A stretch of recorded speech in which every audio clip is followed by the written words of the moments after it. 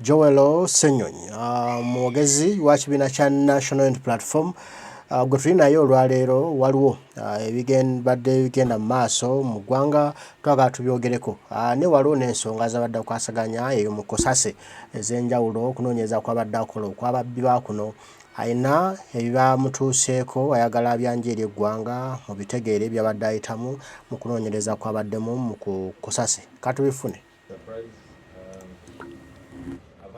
Surprise, good thing. I didn't say that. I said surprise.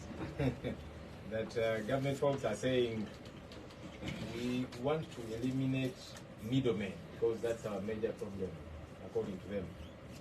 When we were inquiring into the famous Uganda Airlines, one of the challenges we discovered was middlemen. Was spending plenty of money on buying fuel from middlemen, and yet the suppliers in Dubai, in interacting with us, said for us we have no problem. We are willing to sell to Uganda Airlines directly, but if they don't buy from us, that's not our problem. You know, if they are buying from a middleman whom we are selling to, how is that our problem? But for us, we are willing to sell to them direct. But obviously, the top officials in Uganda Airlines were the middlemen. And so they were making huge monies out of that situation. So when we hear these good people say, now we want to eliminate middlemen, I'm thinking, okay. You want to clap hands, right? No. Mm-hmm. That's one. Two, you see, it's important that we be orderly. If you're saying something is good, why do you want to do it under the table? That's one of our concerns. An agreement was signed with Vitol Bahrain. And you are now coming and saying, we have the agreement, now let's process the law, let's quickly amend. Why are you putting the cart before the horse? If it is a good thing, why not do first things first? Let's first agree that it is a good thing. Tell us about the goodness therein. And once we are convinced, or otherwise, then go ahead and sign the deal. But you have quickly signed the deal under the table, and now you're running to do things backwards. It's problematic. That already causes us to smell rats because we have been here. We have been here with this kind of deals. When we were inquiring again as Kosase into the airport and its expansion, the Honorable Minister of Finance, Matia Kasaija, signed an agreement for $200 million, which he did not read. This is what he confessed to us as a committee, and the media was there, so these are not my words. Because you see, there are things we found in that agreement which were problematic. When you have issues, you run to China, which is giving the loan for mediation. When that fails, you go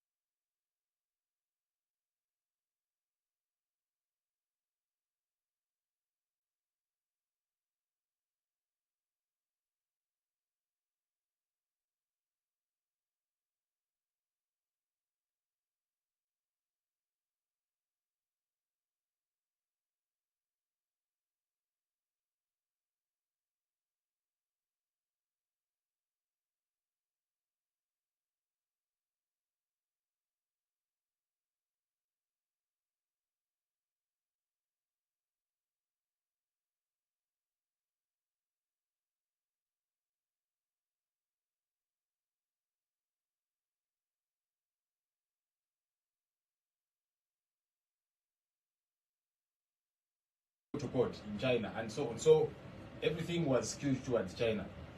whenever Civil Aviation Authority makes their budget, it has to first be sent to China for approval.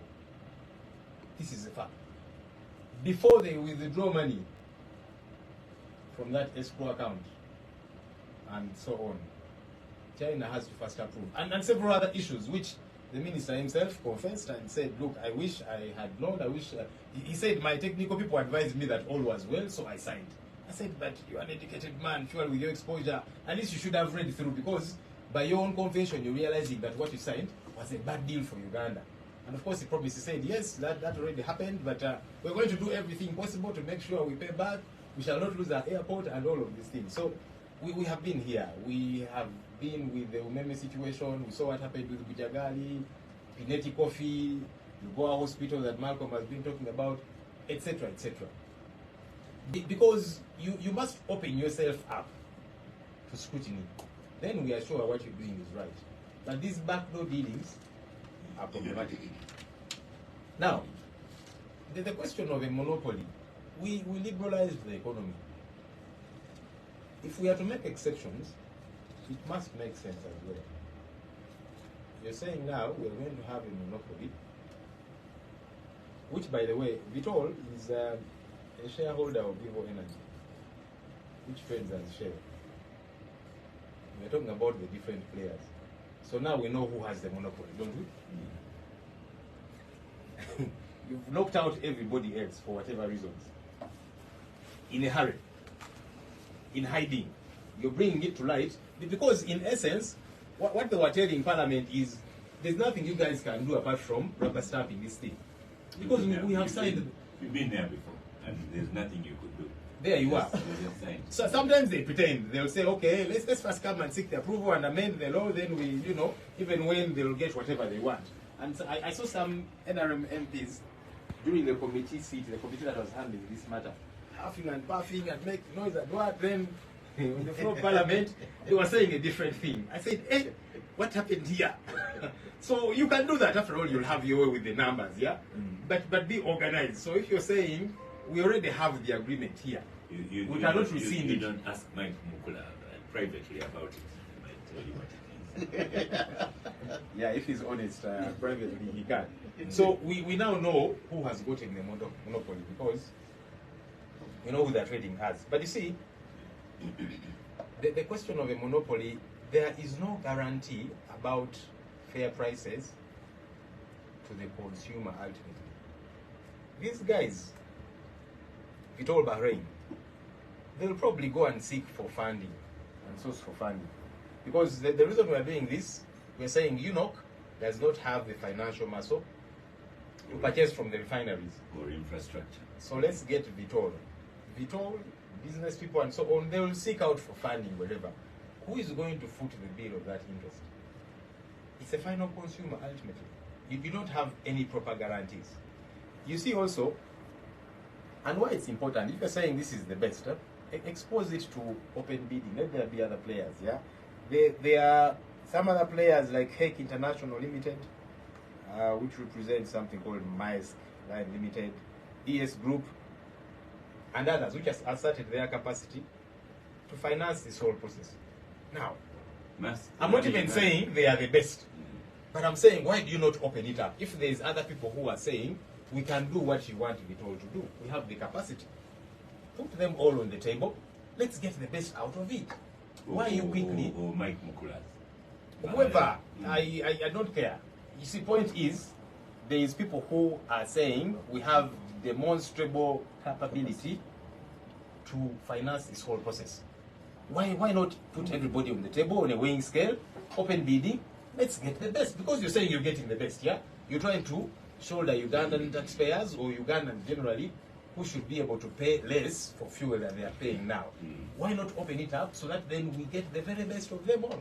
Clearly, this is a deal for someone in government, and with time, you're going to get to see the real animal, the real person. You're saying who signed? I mean, for a long time we kept wondering, who is Pineti? Who is Pineti? Now we know who Pineti is. So you will know who is behind the Vitol. You might know. But let's go to Ivan. Yes, Ivan. For you, what would success look like? What would show that this was a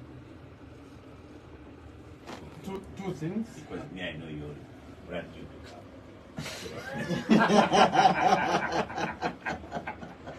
Ouch. So what should success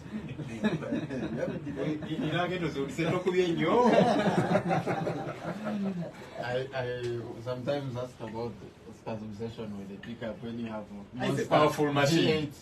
More machines out there. The outside parking of Capital FM today is colored black. Yeah, there are cars then there is your car. Anyhow. Mike Mukula is here. When you have a petroleum deal. Okay. I saw some Yes. black.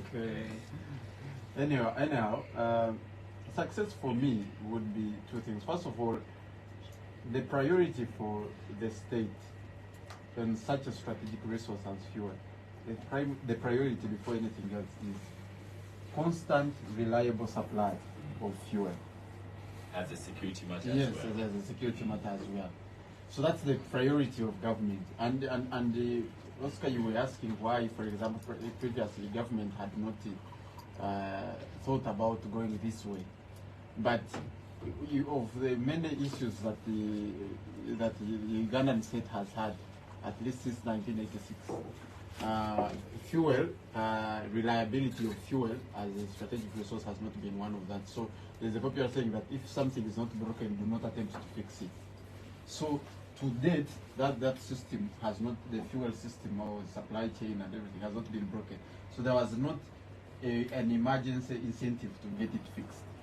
But right now there has been a development in recent times where Kenya, a neighbor and strategic and partner, unilaterally decides to change the process of procuring this fuel and availing it to its partners, especially landlocked ones like Uganda, by eliminating the open tender system, which was also responsible for the maintenance of the price.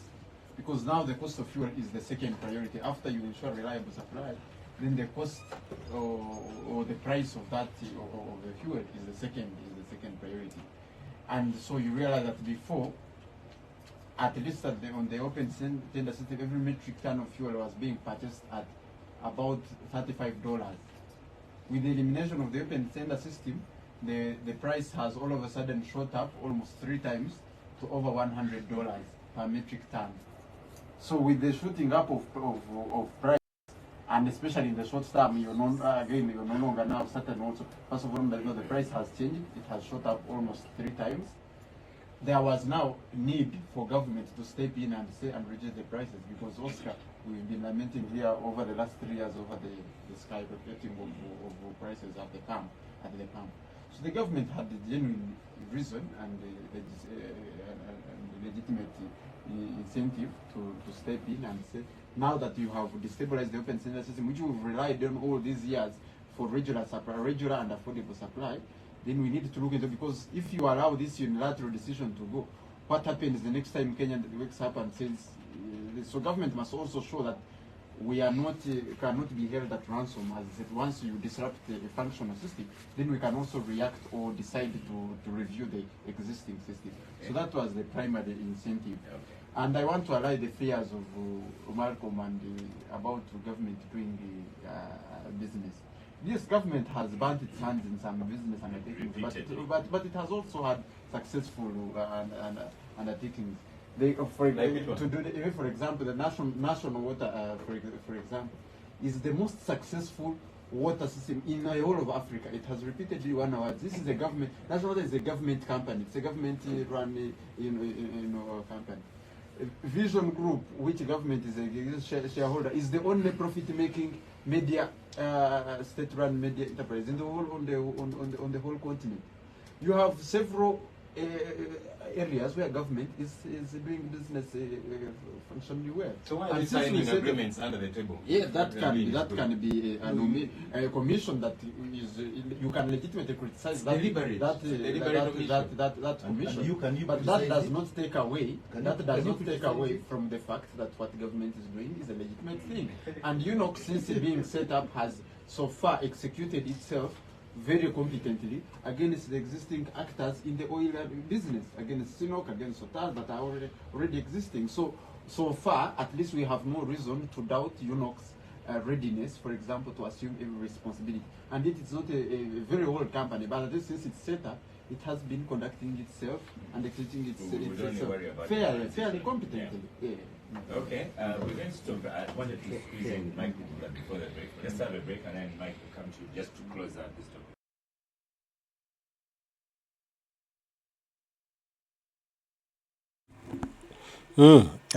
Mubiwulidde Joel Ssenyonyi n'ebigenda mu maaso mu ggwanga. Abasajja ensimbi bazze wabwewi, bazeegabira bwegabizi, bakola byabwe. Kuba be bannannyini buyinza tewali abagambako ate ani abakwatako kubanga Uganda bagyegabira. Kale tulina kwefubako, tulina kwefaako ffe nga bannayuganda bwe tuba tunayagala okutereeza ensi yaffe, oba tunayagala okutereeza eggwanga lino, tulina kugamba ekimala kimala ne tumenka, ne twekyawa, ne twekyanga, ne twekalakaasa tujja okufuna eddembe. Mbaagala nnyo mwenna abaliko mwebale kubaako, Mukama tunasaba bankuumire, tujja kuba tuddamu tugambe ebigambo. Mweraba.